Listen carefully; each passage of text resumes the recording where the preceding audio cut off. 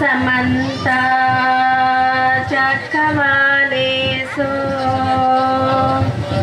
अत्र गच्छन्तु देवता सद्धम्मं मुनिराजस शृण्वन्तु सद्धमोक्षदं धम्मा श्रवणकालो अयं वदन्ता धम्मा श्रवणकालो अयं वदन्ता धम्मा श्रवणकालो अयं वदन्ता नमो तस् भगवतो अरहतो सम्मा सम्बुद्धस्स नमो तस् भगवतो अरहतो सम्मा सम्बुद्धस्स नमो तस् भगवतो अरहतो सम्मा सम्बुद्धस्स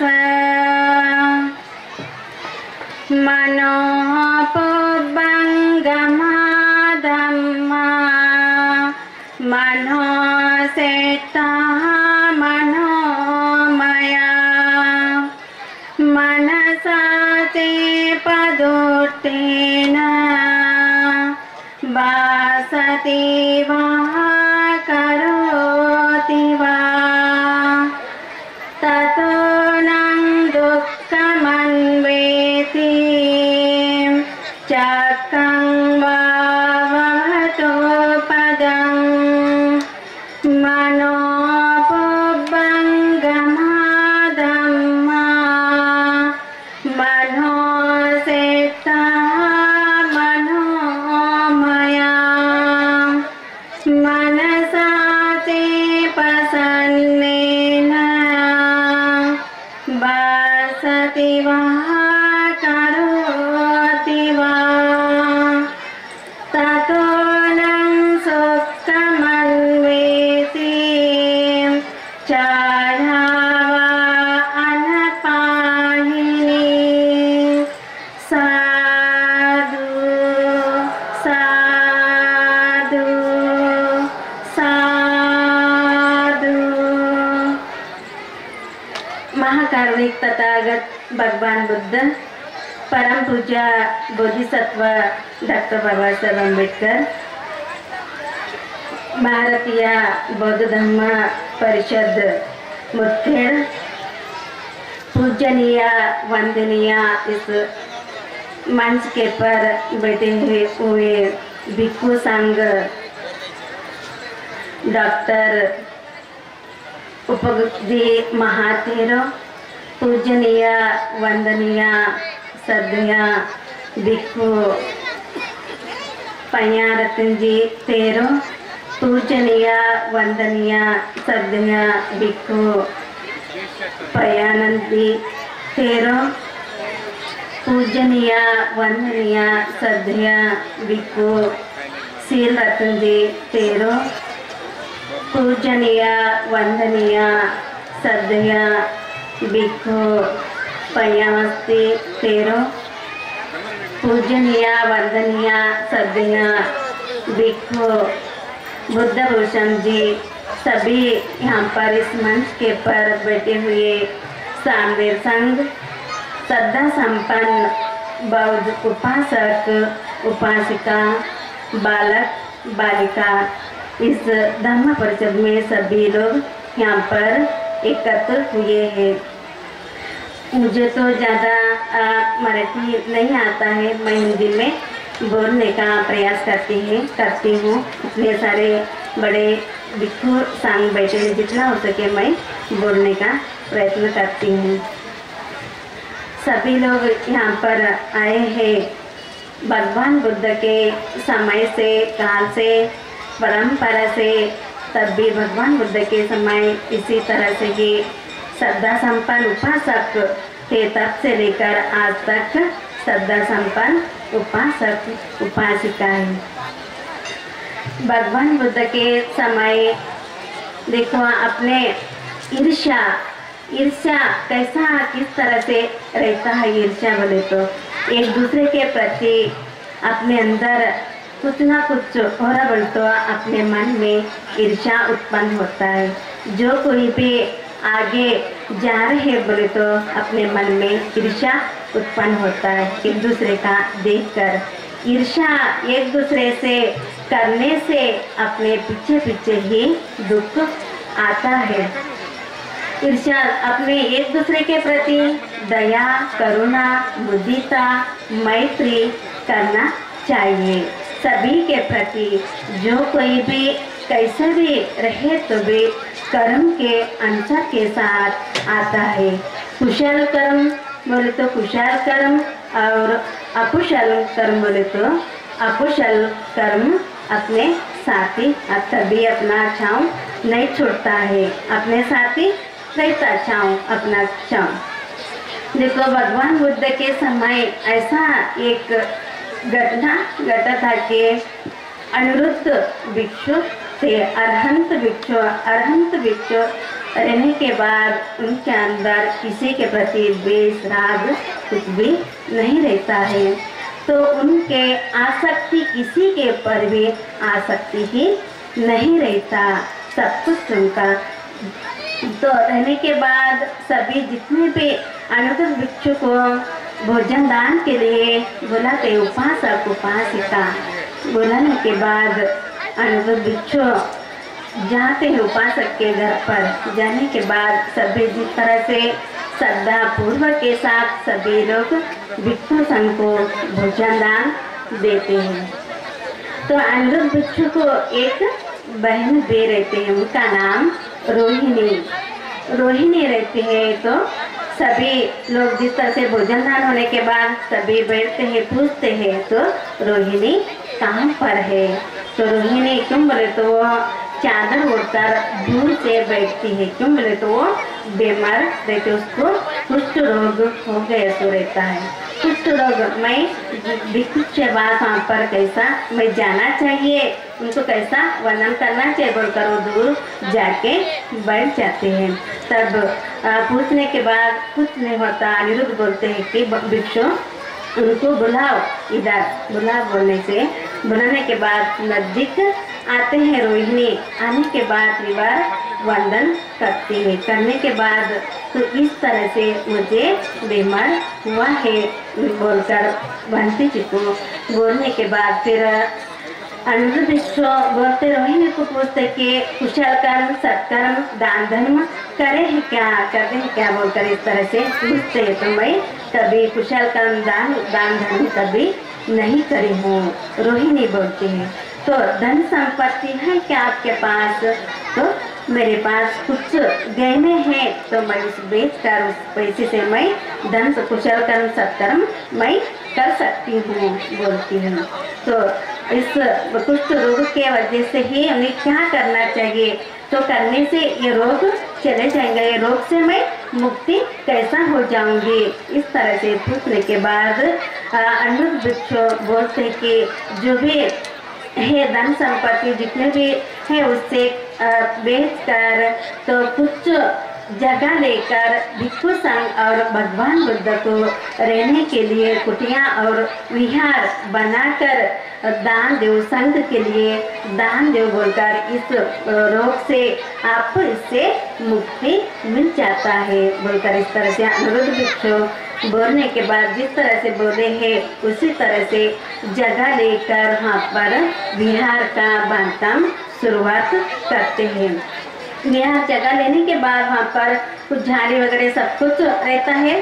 फिर जहाँ जो जैसा विहार बांधकाम करने का शुरुआत करे, वैसा रोही ने वहाँ पर विहार का जगह साफ सफाई करने लगे, रोज झाड़ू मारने लगे। तो जैसा जैसा वो विहार का जगह साफ करने लगे, वैसा वैसा उसका बीमारी भी धीरे धीरे धीरे कम होने लगा। कम होने लगा। तब जैसा विहार का बांधकाम संपूर्ण होने के बाद भगवान बुद्ध को और संघ को निमंत्रण देते हैं, अनुरुद्ध भिक्षु भोजन दान के लिए संघ को ये दान देना है, विहार संघ को, भिक्षु संघ को और भगवान बुद्ध को संघ के साथ देना है बोलकर निमंत्रण देते हैं अनुरुद्ध। तो देने के बाद भिक्षु संघ और भगवान बुद्ध सभी आ जाते, जितना श्रद्धा पूर्व के साथ पूरा भिक्षु संघ के लिए सभी व्यवस्था करते। संघ दान, नाना प्रकार का दान देकर आत्म को अनुमोदन करते हैं। तब ये दान किस तरह से, किसके वजह से ये दान दिए हैं बोलकर अनुरुद्ध पंत जी को भगवान बुद्ध पूछते हैं। तो रोहिणी का ही दान है बोलकर, तो रोहिणी किधर है वो दिखाई नहीं दे रहे हैं। इस तरह से पूछने के बाद वो दूर से बैठ जाते। क्यों बोले तो वो बीमारी से उसको लज्जित होती है, मुझे इस तरह से बीमारी है तो दूसरे मुझे देखकर क्या सोचेंगे बोलकर वो उसके मन में ही उसको ये लगता है। तो लगने के बाद तब आकर त्रिवार वंदन करते हैं। रोहिणी भगवान बुद्ध और भिक्षु संघ को वंदन करने के बाद तो इस तरह से मुझे बीमारी हुआ है। तब भगवान बुद्ध पूर्वी का कथा कहानी सुनाते हैं। पूर्वी में जब रोहिणी पूर्वी काल में एक राजा का पत्नी थी, एक रानी थी, वो पूर्वी में रहने के बाद, तब राजा रहने के बाद पूरा धन संपत्ति सब कुछ उनके पास रहता, कुछ भी कमी नहीं रहता है, सेवक राजा सभी लोग रहते हैं। तो तब राजा उस एक नर्तकी भी रहती है, नर्तकी रहने के बाद राजा उनके पास जाते। तब रोहिणी के मन में ईर्ष्या उत्पन्न होता है। तो जो कुछ भी मैं रानी हूँ, जो भी है वो नर्तकी के साथ ही सब कुछ उनको ही चाहिए बोलकर उन्हें उस तरह से पूर्वी में एक स्त्री को इस तरह से उन्हें करी थी पूरा। तो उसी के वजह से पूर्वी का ही तब अभी उसको कुष्ठ रोग का बीमारी से अभी ये इसमें उसको उत्पन्न हो गए। तो उसके वजह से ही वो क्या है, अभी इस बीमारी से बहुत ही संकट से, दिक्कत से वो इस तरह से, देखो कैसा कर्म रहते हैं, कर्म के अनुसार के साथ जो कोई भी कैसा भी रहता है बोले तो वो कर्म के अनुसार के साथ ही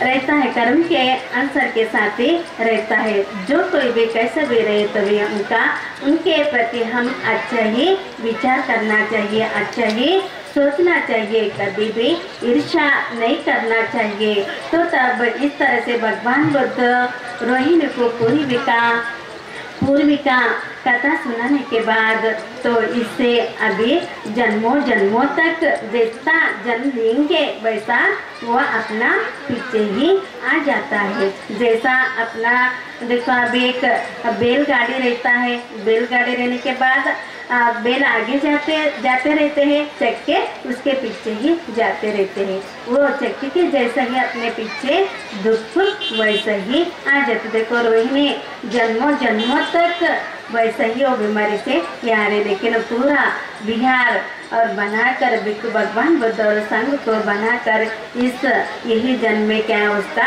ये दान दी हो, इस बीमारी से अभी वो मुक्त हो गई। इस तरह से तब भगवान बुद्ध के समय इस तरह से सत्य घटना घटा था। तब से तो उसी के वजह से जितना हो सके उतना हम शील का पालन करना चाहिए, उपवास भी करना चाहिए। जानकर जो कुछ भी करते हैं बोले तो हम जानकर करना चाहिए।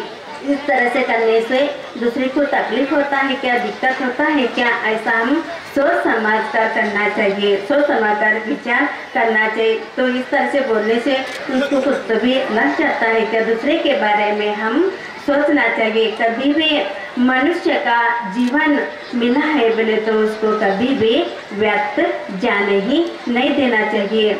ज़्यादा से ज़्यादा महिलाओं को बहुत जल्दी गुस्सा आ जाता है। कभी भी सहनशीलता रहना चाहिए, सहन करना चाहिए। जितना सहन करेंगे उतना अपना ही जीवन कल्याणकारी बनता है, सुखदायक बनता है। जितना सहन करेंगे है ना, तो शांति से ही जो भी जैसा जैसा अपने अंदर धार्मिकता धर्म रहा तो अपना जो कुछ भी कितना भी हो गया तो वहाँ पर गुस्सा और ईर्ष्या भी नहीं आता है। धर्म अपने अंदर धर्म सुनते हैं, धर्म सुनने के बाद हम आचरण विचार में लाना चाहिए, उसके पर चिंतन मनन भी करना चाहिए, उसके पर चलने का भी प्रयास करना चाहिए। चले तो भी जो कुछ भी ये मुझे मिल रहा है तो वो दूसरे को भी हम बांटने का प्रयास करना चाहिए।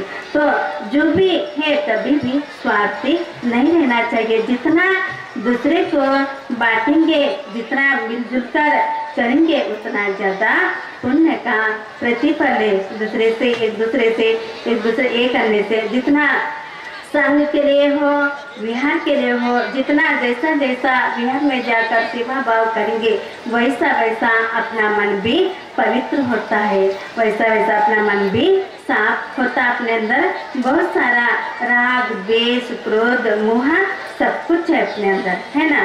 तो वो सब कुछ निकालने के लिए हम विहार में जब जब संधि मिलता है विहार में जाना चाहिए। जाकर जो भी है सब जाकर शील का पालन करना चाहिए, है ना। जैसा जैसा करते जाते हैं वैसा वैसा धर्म का मालूम होता है। तो अपने अंदर खुद को ही मालूम होता है कि तो हम अपने अंदर परिवर्तन हो रहा है, तो खुद को ही मालूम होता है। प्रसन्न चित्त से प्रसन्न मन से ही जो कुछ भी करते हुए तो हम साफ मन से ही करना चाहिए। मन में एक बाहर एक रखने से कुछ भी उपयोग नहीं है। भगवान बुद्ध बोलते हैं कि अंतो जटा बही जटा। तो जितना भी उपदेश सुनते हैं, विहार में जाते हैं, सुनते हैं, भोजन दान देते हैं, नाना प्रकार का कुशल कर्म करते हैं, तो मन में गांठ बांध कर रखने से वो कुछ भी जो कुछ भी धार्मिक का कार्य करते हैं तो कुछ भी उपयोग नहीं है। क्यों बोले तो मन में गांठ बांध कर रखे हुए मन से ही उत्पन्न होता है, मन से ही निर्माण होता है। मन अच्छा भी है और बुरा भी है, जो भी है सब मन से ही होता है। मन प्रसन्न मन से है ना, प्रसन्न चित्त से जो कोई भी कैसे भी रहे तो भी उनका भी कल्याण होना चाहिए। ऐसा अपना मन से यही देखो, अपने अंदर जितने भी बार अभी मन ही साफ नहीं तो जितने भी बार स्नान करने से गंदगी निकल के नहीं जाता है ना। तो मन ही मेन है, मन साफ रहने से सब कुछ अच्छा ही होते हैं, मन से निर्माण होता है। जो भी कार्य करते बोले तो श्रद्धा पूर्वक के साथ करना चाहिए। श्रद्धा बंद बोले तो बहुत बड़ा रहता है। श्रद्धा शील समाधि प्रज्ञा ये अपने पास रहना बहुत जरूरी है। तो समा श्रद्धा समाशील समा त्याग एक जैसा ही श्रद्धा रहना चाहिए, एक जैसा ही शील रहना चाहिए, एक जैसा ही त्याग रहना चाहिए। दो एक परिवार रहने के बाद पति पत्नी रहने के बाद समा श्रद्धा नहीं रहता। पत्नी के पास श्रद्धा रहने के बाद पत्नी के पास श्रद्धा नहीं रहता। पति के पास शील का पालन करते हैं लेकिन पत्नी के पास पति के पास शील पालन नहीं करते।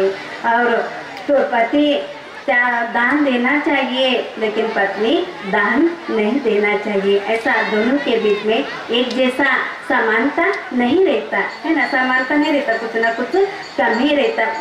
उसी के वजह से एक जैसा विचार नहीं रहता, बल्कि अपने सांसारिक जीवन में दरार आ जाते हैं, बाधा ही आ जाते हैं। एक ही विचार के एक जैसा ही समानता रहने के बाद बाधा ही कुछ भी नहीं आते हैं। तो धर्म का हम जान के लेना चाहिए। जैसा जैसा ये करते जाते वैसा आप लोगों को मालूम होता है।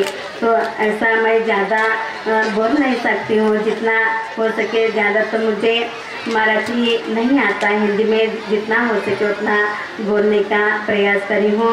बंत जी, बड़े बड़े बंत जी हैं, उन भी उपदेश देने वाले हैं।